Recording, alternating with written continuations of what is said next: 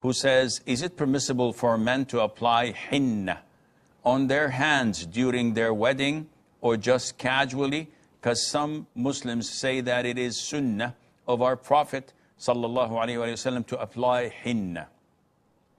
Henna is a form of a plant that is used to give a dyeing effect to the hair, and sometimes to decorate women's hands with it. I think they call it in the subcontinent as mehndi. And henna is a natural substance that was mentioned in the sunnah. And the Prophet himself ﷺ applied it to his hair and to his beard. And women used to apply it to their hands and feet and their bodies as a form of adornment. So what's the ruling on men applying it on their hands and feet?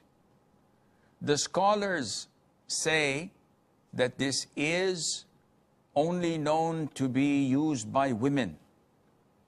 And at the time of the Prophet ﷺ, this was known to be used by homosexuals or transgenders or gays, not by real men, as per a hadith in Sahih Abi Dawood, where the Prophet was brought by such an individual, and he ordered him to be boycotted and taken out of Medina to somewhere as a form of punishment.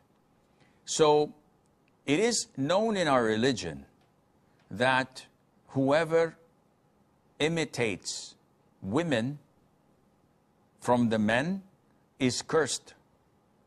The Prophet ﷺ cursed those who imitate women from amongst the men and those who imitate men from amongst the women.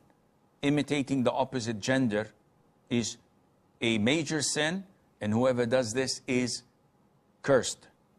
So men are only permitted to use henna to dye their beards, to dye their hair, and that is it. Not to adorn any part of their bodies, and Allah Azza wa Jal knows best.